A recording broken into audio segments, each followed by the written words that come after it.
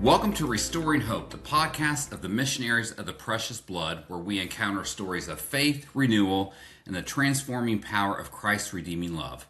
I'm your host, Patrick Higgins.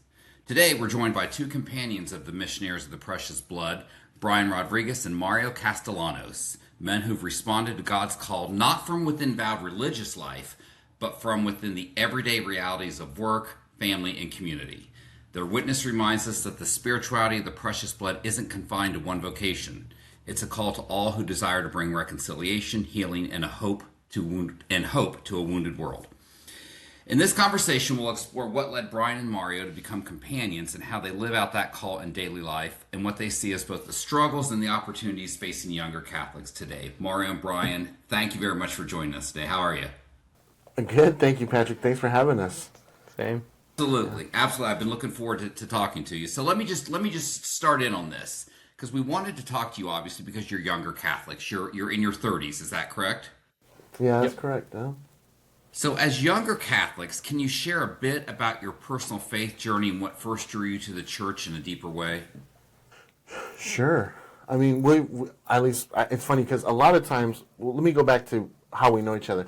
Brian and I, our home parish is Our Lady of the Rosary in Union City, California, over here in the San Francisco Bay Area, just a little north of San Jose. And we go way back in the sense that we first met each other through ministry. We were both volunteering as confirmation coordinators and confirmation leaders. And through that, along with some other folks, an organic friendship really came about, and we've been friends ever since. So I guess the reason why I bring that up is because the answer, I think, to the question, at least for me, is we've always been involved in parish life. Okay. Growing up in the church, and at the same time growing up in the world, we had our fair share of how much church is enough and how many activities at the parish is enough, and then want to go do things outside of the parish. But it's always been a second home for me. And again, I can't speak for Brian on everything, but I know, we've known each other long enough, so sometimes I'll say we. But yeah, it's being active in the parish, had that sense of community that you get from that. At least that's been my story and why I've always been, involved in parish life. That is fantastic to hear you say that the church was a second home to you. That's fantastic to hear you say that. Yeah, Brian, what about you? What's your journey? For me, I mean, at one point in my life, I think church wasn't a second home for me, but it was actually like my home.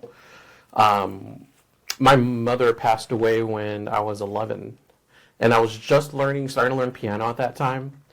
And so our pastor, who presided at her funeral mass, asked if I wanted to play something.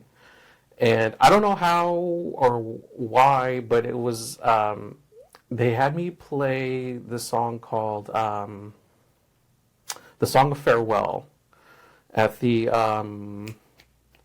final commendation. And so I wasn't very good. I only knew how to use my right hand. I didn't know how to use my left hand on the piano. But the organist, our longtime organist at Our Lady of the Rosary, bless her, Margaret Williams, after that funeral mass, she asked me to come back and play on Sundays with her. And so through that, I became more proficient at piano and grew a relationship with this woman who, over years became like a second mom to me. And our pastor at the time, Father Jose, he even became like a father to me too. I went to school at the parish, so he would come and find me after school and make sure I'm staying busy, knowing that my dad worked and my sister was in school, so I was a middle schooler who, going to an empty house after school, making sure I was okay, like mentally, and so for the longest time, I just lived in that parish, and so I just became involved in everything. And then as time went on, just doing ministry with Mario, that's just how it evolved, And Oh, so, well, let's talk about that ministry. I'm curious, what initially introduced you to the Missionaries of the Precious Blood and their spirituality?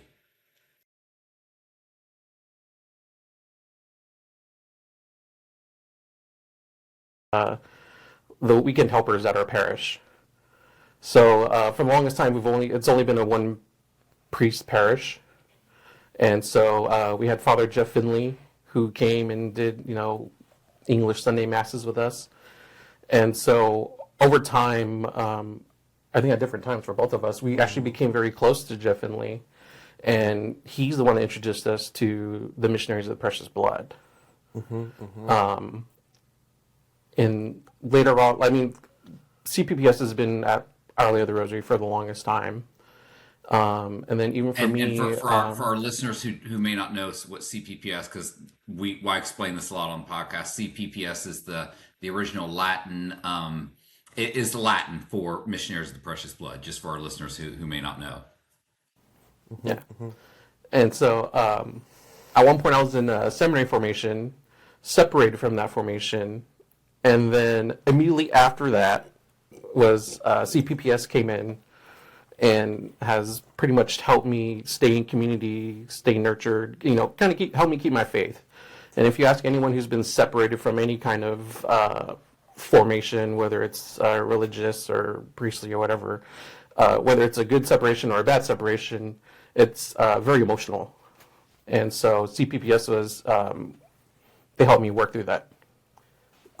It was through Father Jeff Finley, who I love dearly, that we first met the Missionaries of the Precious Blood, and CPPS used to staff St. Edward's Parish in Newark, along with a few other parishes here in the East Bay.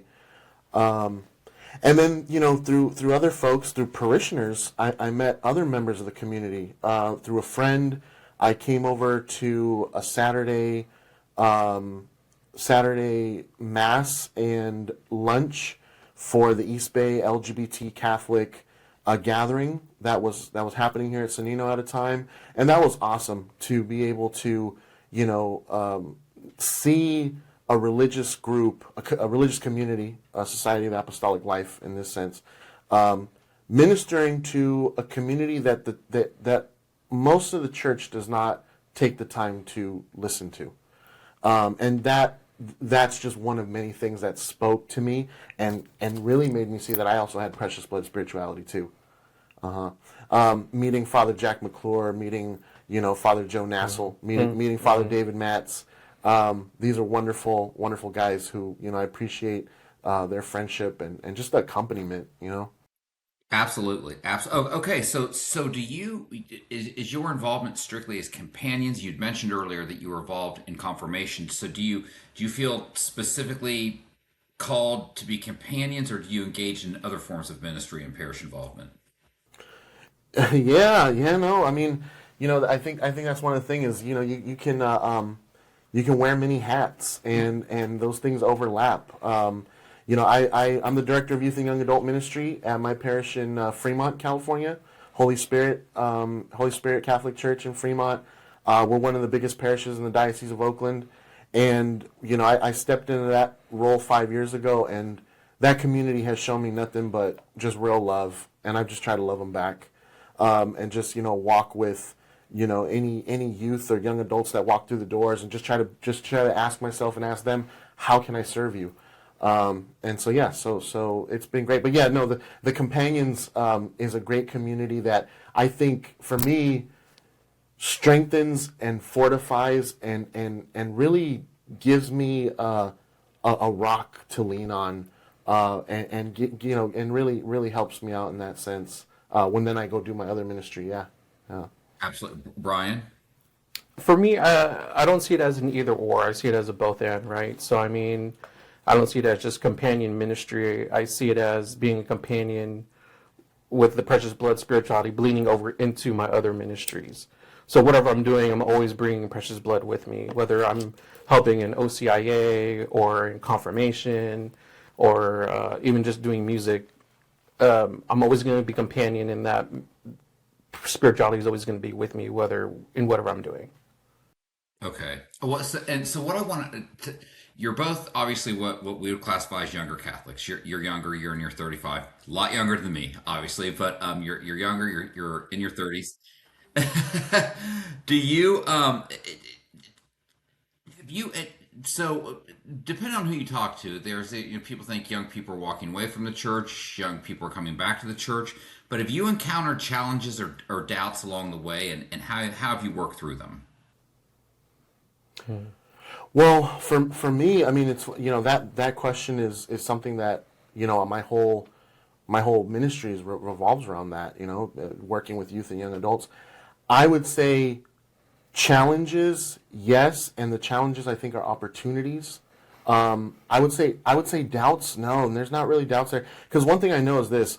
We're now working with a generation that doesn't remember the time before the iPhone. And that generation, is what I appreciate about them is because they have information at their fingertips. It's a double-edged sword. You got to be wary of the fake news and wary of these people with bad intentions or deception. But at the same time, because you have that information at your fingertips, I feel like I tell people, these kids can smell BS a mile away. So now, when it comes to ministry, it's no longer a thing of, okay, let me teach you what we used to call CCD. Let me teach you, this is what you got to know. These are your prayers. Give you a stamp. You're good to go. That doesn't cut it anymore. Now it's like, okay, let me introduce you to someone, and his name is Jesus. Let me introduce you to someone who, whatever brokenness, whatever weight, whatever self-hatred or shame or whatever you carry, he's the one that has those loving words and can lift that right off of you and just envelop you in his love that there is nothing else like it. And it's like if because now you see like young adults, right? They're looking for something meaningful. If they're just looking for a club, you can find that anywhere else. You can go to your coffee shop and be part of a club. But if you're looking for an actual relationship with God, an encounter with God, then I think that's where now the church, again, looking at it as an opportunity, a challenge as an opportunity. I think the church is now being called to truly be herself, and that's what I love. And I think Precious Blood spirituality is the heartbeat of that. So, that's my take. Absolutely, that's very well stated. Brian, what about you? Oh, for sure.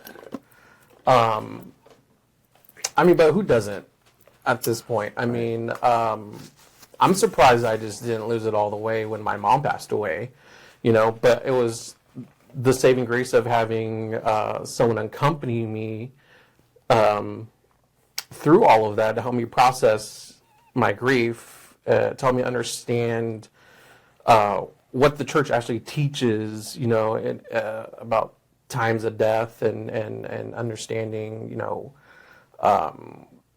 just to take that all in, to educate me and make sure I understood, like, it's not just, black and white, your mom's either in hell or heaven, there's just a lot of grain and a lot of faith that has to happen there, Yeah, and that happened to you at a horribly young age. I'm sorry to hear that. Yeah. How did you get through that? How did you find the grace to get through that? That's very young, very young. Honestly, it was Father Jeff Finley. It was our pastor, Father Jose. It was Margaret. It was really just. It was my dad, my sister. It was just a community of people that I had to just rely on.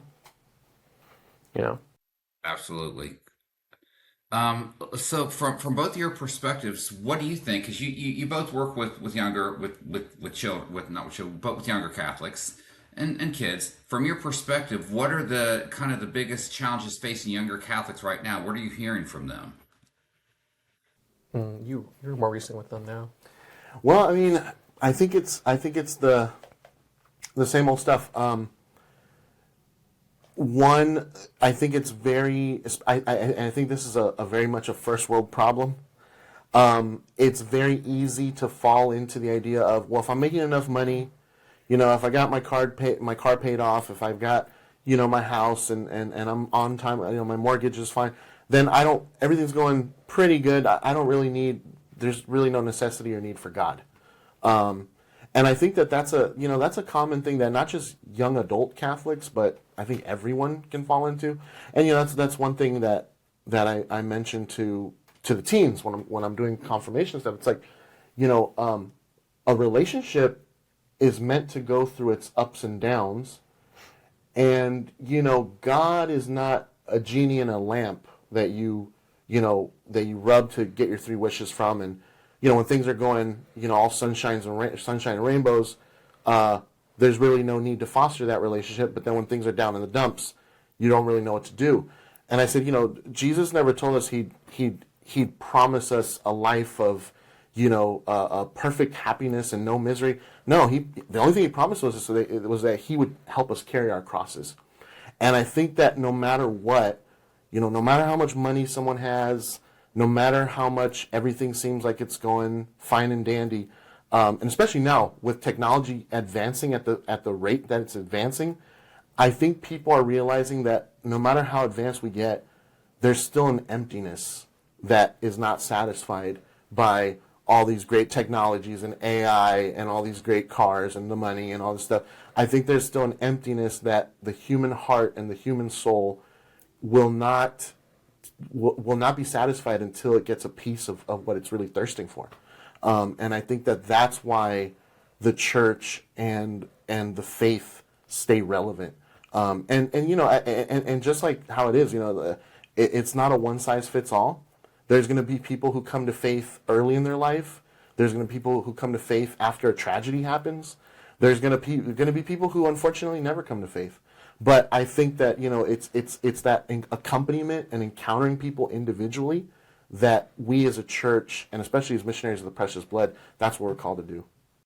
That's I keep saying this, but that is very well stated. It's easy to believe when times are good. It's much harder to believe when times are bad. Absolutely.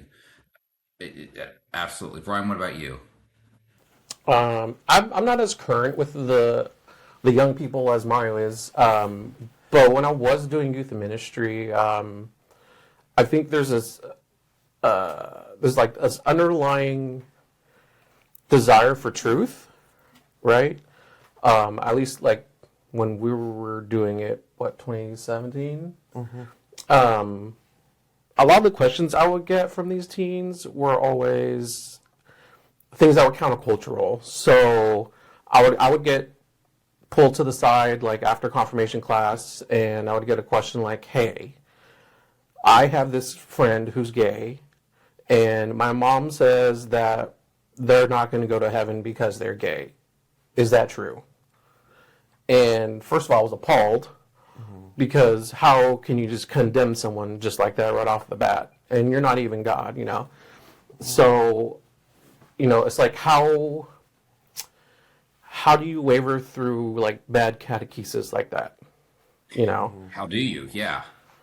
And so, I think those are the questions that really, at that time, were turning the young people away from the church.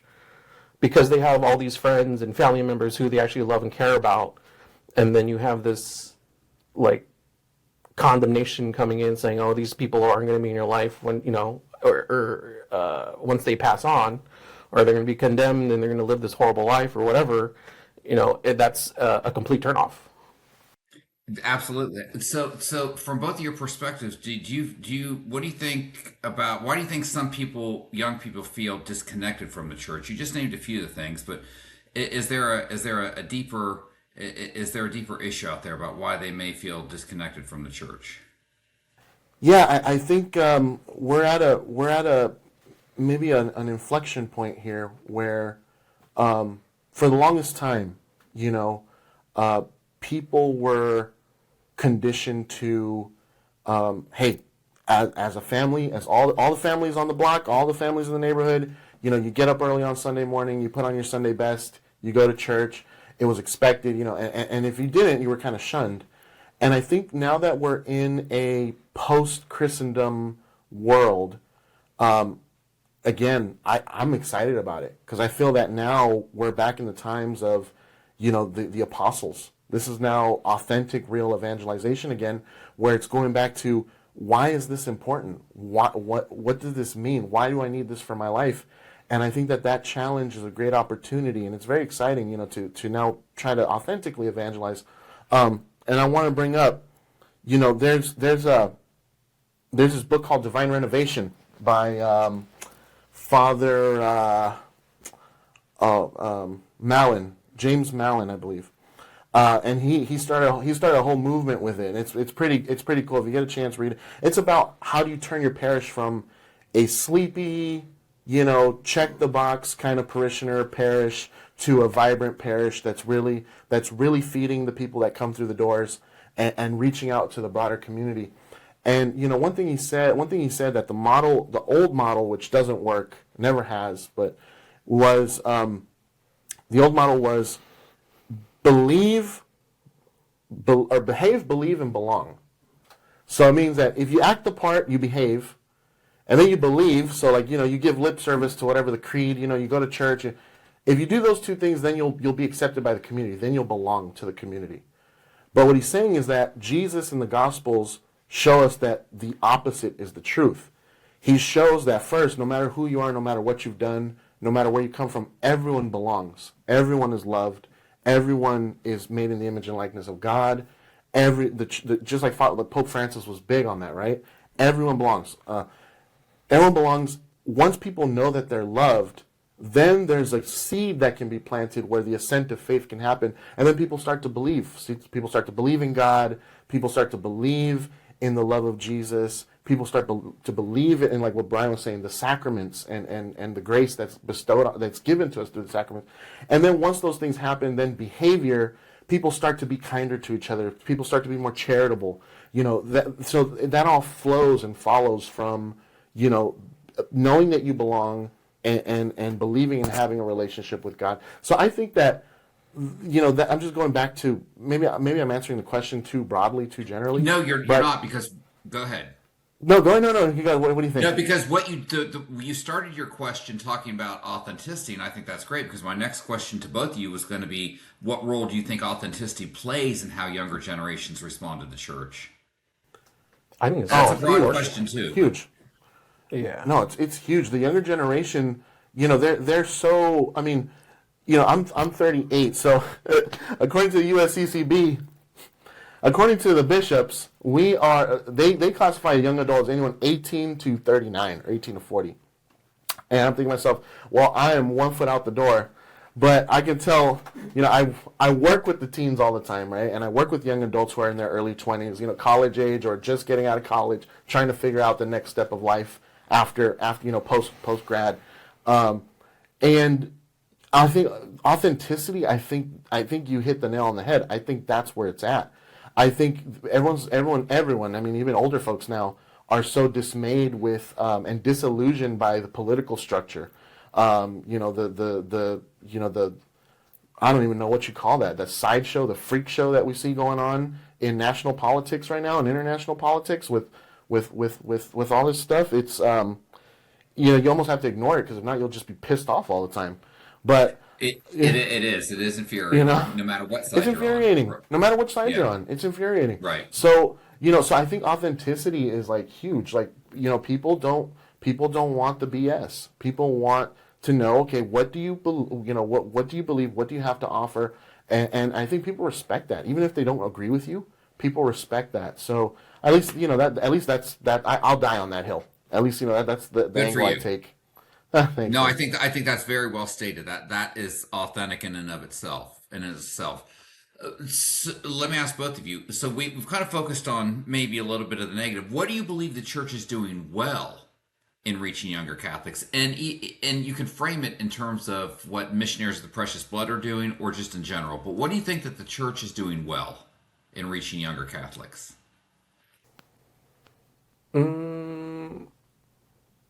I don't know. Mine might be a hot take. Go ahead. We want to hear it. Let's hear the hot take.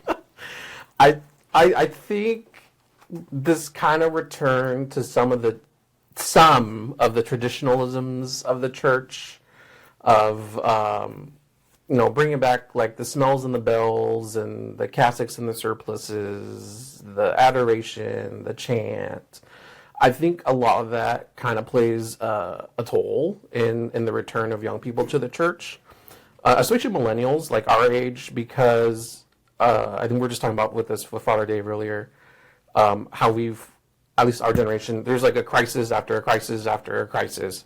Like 9/11 happened a month after my mom passed away, and then the 2008 financial crisis, and then whatever crisis after that, COVID, and what we're in now. So I think, for young people living through that, returning back to church and seeing at least Mass pointing towards something holy that's separating us from the outside world, and then we're just facing towards God in this, I think is playing a role, because now they're finding hope in that, I guess. But not only that, like, there's this push for like authentic friendships within the younger groups. They're looking for that community. So I think as they keep looking for that, they find young adult groups, or they find confirmation groups or youth groups that of people who are like them, who are searching for more, who have whatever quirks and like the same things they like. They can just be who they are. And I think that's another thing too. It's people are finding they can be who they are and still be Catholic. I think we're coming out of this older thought of Catholicism of like, you have to be this at church, you have to present this way and act this way. But I think there's like this greater understanding of like, yeah, we're sinful people, but there's hope and there's reconciliation, and I'm innately good at the end of the day. I'm not the sum of my greatest mistakes and sins, and being around, a group of people who see me for my goodness is what's going to keep the youth there. So I don't want to put words in your mouth, but it sounds like you're talking about, in essence, a sense of community. For sure, yeah. And so, Mario, what about you? What do you think that the church is doing well, or specifically Missionaries of the Precious Blood? Yeah, no, I think what the church is doing well, and what I think is just sorely needed, is this sense of welcome, this sense of encountering the other. This the church going out to the streets, the way Pope Francis would put it. I think that is what the church is doing well on a, and maybe some places better than others. But if you go to any parish, the majority of parishes that I've been to, and I visit a lot of parishes in different areas and stuff. You could tell that there is a sense that people are wanting to be welcoming. It's very few and far between parishes that I find that are just flat out cold, and people are very just kind of wary of. I think for the most part, and I would hope so. I would hope that the people who, the majority of folks that are faithful in practicing their faith, that the gospel sinks in, and where none of us are perfect, but I hope that it forms us to be better people, at the very basic sense, right? And so I think that the church is being now more awakened to that. I think that the church now, as we know, the secular world doesn't give a dang what we think, So it's more so like, hey, you have to listen to people. You have to listen to others who are not Catholic or who are not Christian and don't come from that mindset. And you have to listen. And by listening, I think that makes us better at welcoming and better at dialoguing with others. And when it comes to Precious Blood, I think Precious Blood spirituality and the Precious Blood community are kind of forerunners in that. I just hear about the various ministries, whether it be the Reconciliation Center over in Chicago, or whether it be ministry down at the border, or whatever's going on in Guatemala and stuff like that. I think that Precious Blood ministry and Precious Blood spirituality has always had that angle, that mindset, and I think that's what the church is getting right, and we need more of that. So, Yeah. I don't know if you've seen on like social media, but like this whole return to being missionary disciples on just, the church of going out to the peripheries, feeding the homeless, welcoming the other. With Francis and now with Pope Leo, there's like this growing trend on like Catholic social media, especially now with like this whole thing about Cardinal Pierre being brought to the Pentagon, being threatened or whatever. Like I was reading on Threads, they're like there's like this movement. They're like calling all the Christmas and Easter only Catholics, the cradle Catholics, the Labs Cap, and they're all talking about how these last two popes are very like, let's reach out to the peripheries, like going back to doing what Jesus did. And so like you read some of these comments of like, oh, I haven't been to a Catholic mass in 20 years, but let me grab my crucifix and my rosary and we'll ride at dawn to go protect Pope Leo. Yeah, absolutely. No, which is it's encouraging. It is. It is. So, how has both of your involvement with the CPPS community impacted your own sense of belonging in the church? I'm grateful to the Missionaries of the Precious Blood in this community and the spirituality that I found. I found that I had the Precious Blood spirituality, and I also found that I was also given more of it by being a part of the community. I found that I found my tribe, so to speak, and so in a sense I'm grateful because I feel that now I can there's a community, there's a spirituality, and there's a message, and a way of not a worldview and a way of viewing ministry that kind of becomes an icon of what I believe, of what I feel down in my spirit. It becomes a badge, so to speak. But it's more than that. I don't want to minimize it. But it becomes an expression, a visible expression, one that I can tell other people about. And by telling them about it, when I tell people, I'm a companion of the Missionaries of the Precious Blood, I feel like just by saying that, and once they start to, read a little more, they check out the website, or it encapsulates a lot of what I'm trying to say. So it really helps. It really helps in it, and I feel fortified. I feel like I'm supported. I know I'm loved, and I love you all. And it's just it's really good. It's great. Absolutely, Mario. That was great. That was great. That was a great testament. Brian, what about you? The way they've always been there for me in the hardest times of my life, and helping me, I guess, care for the wounds at that time and understanding where God is in that wound. I think now has taught me it sucks that I had to go through all those things, but I can take my wounds and my scars now and help people who are going through that themselves. So now I have the skills and the empathy to accompany someone who's going through those, whatever it is, whether someone loses a family member. Like I'm just thinking about how one of my cousins passed away a couple of years ago. And her kids were there. How I could just be present with my cousins at that hardest time in their life. And it's how it's made us a stronger family unit because of that. So now we're doing all these like family functions all the time. But but CPBS has helped me see my wounds, clean my wounds, and use those for the people of God. All right, now I'm going to look for a little advice from both of you. What do you think? How can communities in general better embody the message of hope, healing, and reconciliation for younger people? It's a big question. That is. I think you're asking the wrong people for advice, though, Patrick. Come on, Patrick. I would say, okay, hope, healing, reconciliation. I think it starts, and I think every community can do this, and I think it's funny because as simple as it sounds, I think it would really force people to be a little outside their comfort zone. Um, to listen to young adults, listen to young people, and to engage by just inviting, on their terms. Whether it be like, hey, let's have pizza, a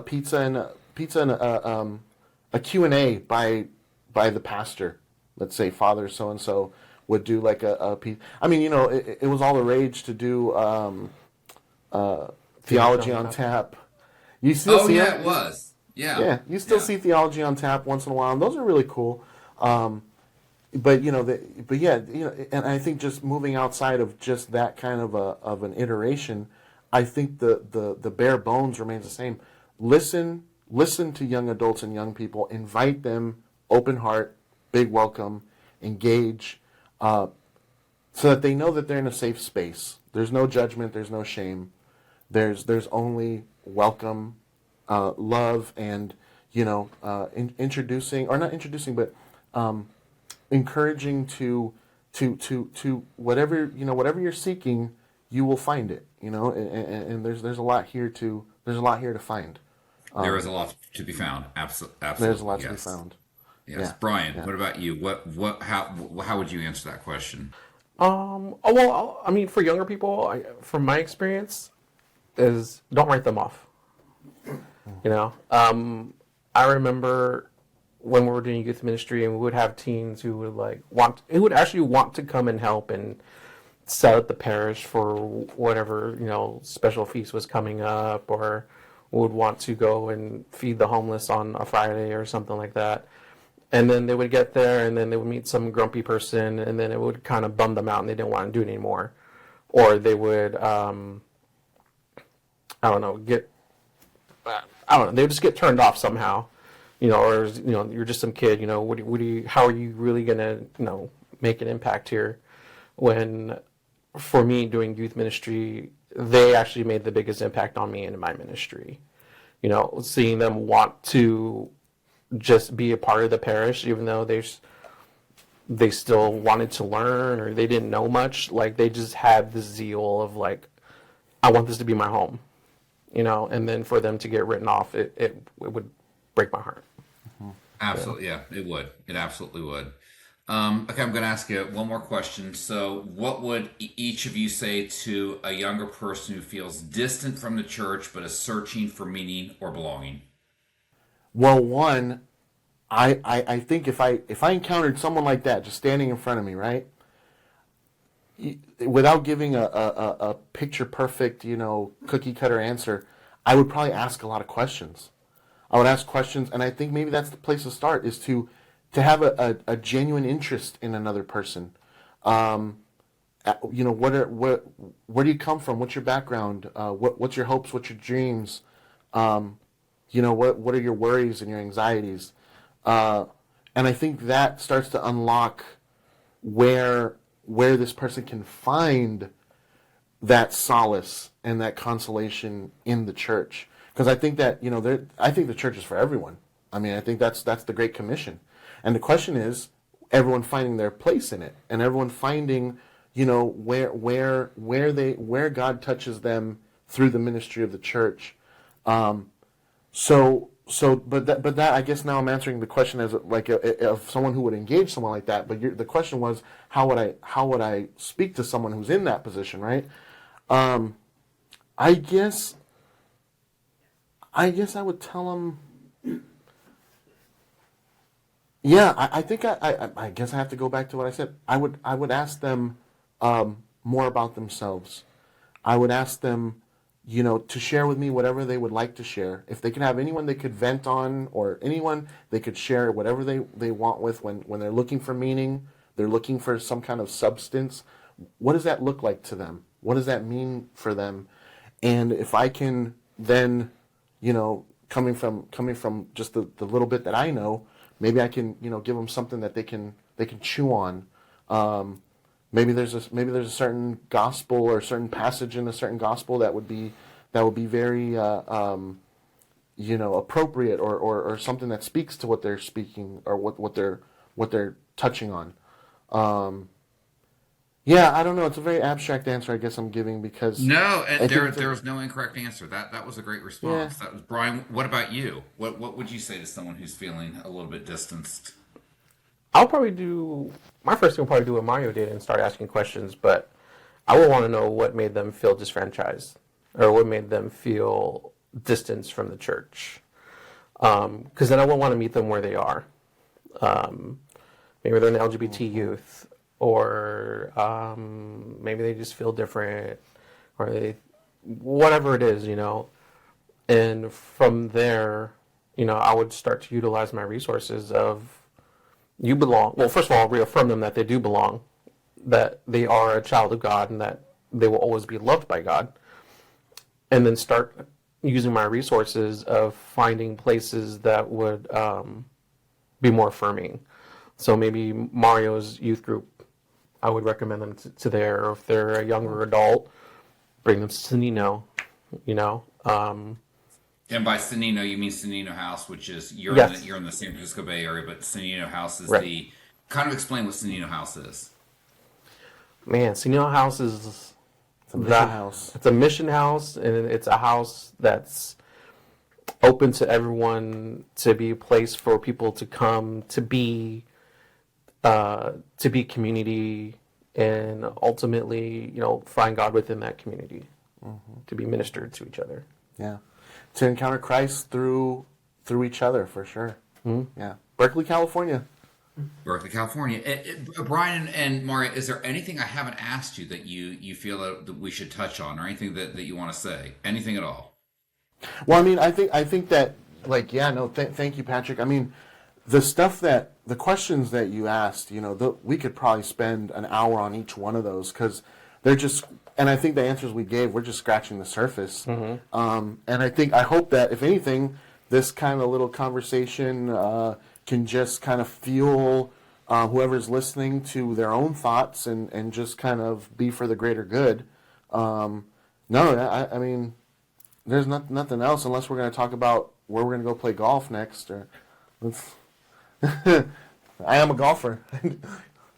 Well, listen, I want to thank you both, Brian and Mario. Thank you for sharing your stories and your witness with us today. Your commitment as companions is a powerful reminder that the call to live the spirituality of the precious blood is alive and active in the world, especially in places where healing and reconciliation are needed most. So thank you both. This has been a delightful conversation. I really, really enjoyed it, and thank you for just sharing your time and experience with us.